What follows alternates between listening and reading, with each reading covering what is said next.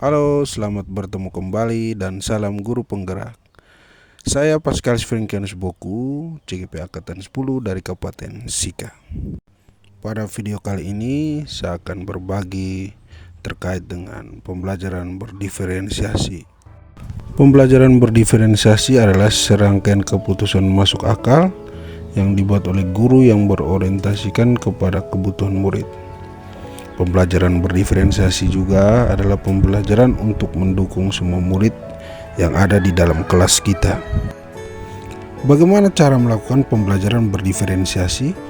Untuk melakukan pembelajaran berdiferensiasi, maka guru harus yang pertama memahami tujuan pembelajaran, yang kedua mengetahui dan merespon kebutuhan belajar murid, yang ketiga menciptakan lingkungan yang menstimulus murid untuk belajar, yang keempat melakukan manajemen kelas yang efektif, dan yang kelima adalah melakukan penilaian berkelanjutan. Tiga aspek kebutuhan belajar murid, yang pertama kesiapan belajar murid, yang kedua minat murid, dan yang ketiga profil belajar murid. Kesiapan belajar murid atau readiness adalah kemampuan awal yang harus dimiliki oleh peserta didik untuk menunjang keberlangsungan proses pembelajaran. Tugas guru menilai pengetahuan awal dan menentukan apa yang telah murid ketahui dan di mana murid berada. Ada banyak cara untuk membedakan kesiapan belajar. Tomlinson mengatakan bahwa merancang pembelajaran mirip dengan menggunakan tombol equalizer pada stereo atau pemutar CD. Minat murid adalah suatu keadaan mental yang menghasilkan respon terarah kepada suatu situasi atau objek tertentu yang menyenangkan dan memberikan kepuasan diri. Minat dapat dilihat dalam dua perspektif, yaitu minat situasional dan minat individu. Profil belajar murid mengacu pada cara-cara bagaimana kita sebagai individu paling baik belajar. Ada beberapa faktor mengenai profil belajar murid.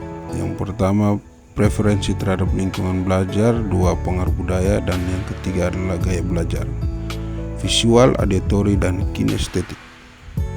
Cara mengidentifikasi kebutuhan belajar murid. Yang pertama, mengamati perilaku murid. Yang kedua, mengidentifikasi pengetahuan awal. Yang ketiga, mereview atau merefleksikan praktik pengajaran. Yang kelima, berbicara dengan guru murid sebelumnya. Yang berikutnya, membaca rapor murid di kelas sebelumnya. Atau yang terakhir, menggunakan penilaian formatif dan diagnostik. Strategi pembelajaran berdiferensiasi. Yang pertama, diferensiasi konten, yang kedua diferensiasi proses, dan yang ketiga diferensiasi produk.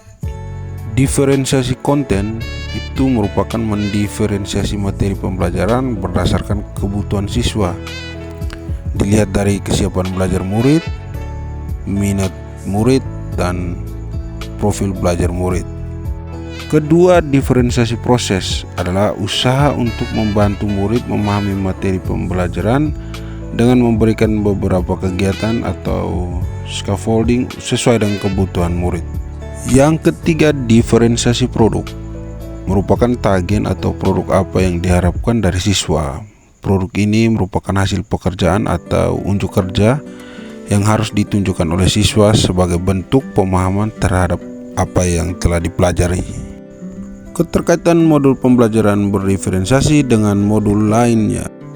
Keterkaitan antara modul 2.1 dan modul 1.1 adalah untuk dapat melakukan pembelajaran berdiferensiasi, maka guru harus berusaha memenuhi kebutuhan belajar anak sesuai dengan kodrat alam dan juga kodrat zaman berdasarkan filosofi Ki Hajar Dewantara.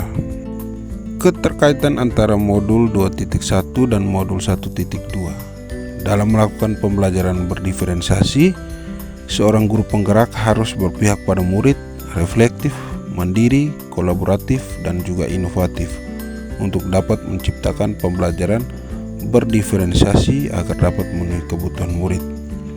Dengan demikian, seorang guru penggerak dapat mewujudkan kepemimpinan murid dengan menuntun murid menuju merdeka belajar. Hal ini sesuai dengan nilai dan peran guru penggerak. Keterkaitan antara modul 2.1 dan modul 1.3, bahwa pembelajaran berdiferensiasi pun dapat menjadi salah satu strategi untuk mewujudkan visi guru penggerak yang berpihak pada murid. Keterkaitan antara modul 2.1 dan modul 1.4, bahwa dalam pelaksanaan pembelajaran berdiferensiasi harus ada keyakinan kelas terlebih dahulu agar proses pembelajaran dapat berjalan dengan baik dan efektif sesuai dengan nilai-nilai budaya positif. Terima kasih sudah menonton video ini. Semoga video ini dapat bermanfaat untuk kita, dan salam guru penggerak.